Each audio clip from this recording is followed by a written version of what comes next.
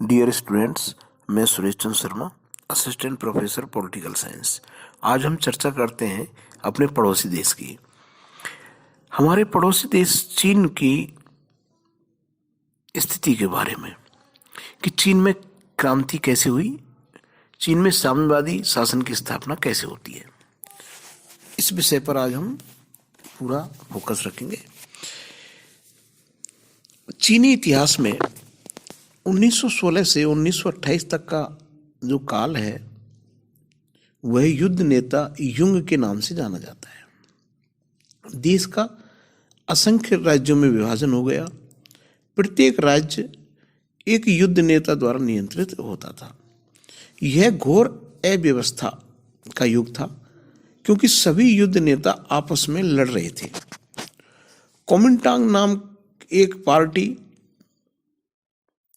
अथवा राष्ट्रवादी चीन पर अपना शासन कायम करने का प्रयास करने लगी, जिसके निर्माता थे डॉक्टर सन यात सेन।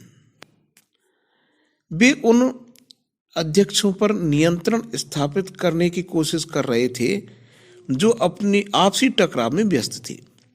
डॉक्टर सन यात सेन और अध्यक्ष च्यांग काई शेक केएमटी के नेता थे।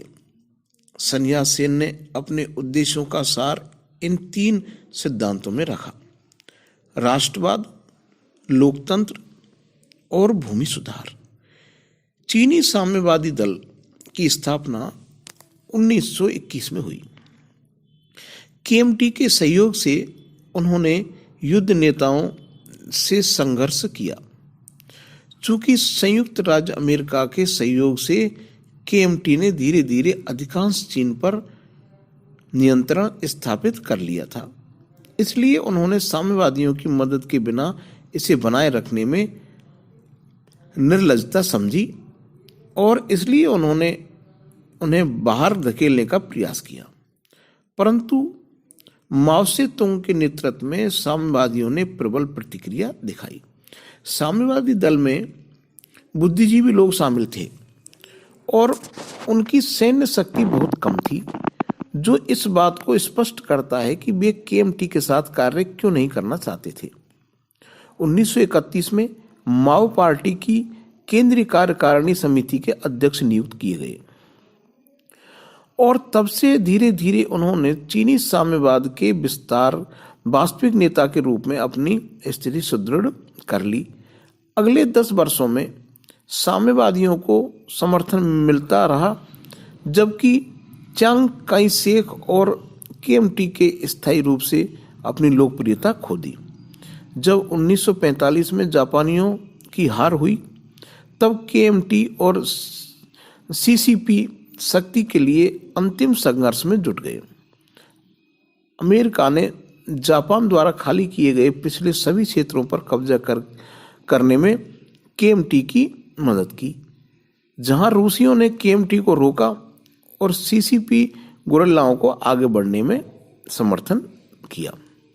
वास्तव में केएमटी की बाहरी शक्ति भ्रामक थी। 1948 में निरंतरशील साम्यवादी सेनाएं गुरिल्ला अभियान छोड़ने तथा च्यांग की सेनाओं को प्रत्यक्ष चुनौती देने में समर्थ थी।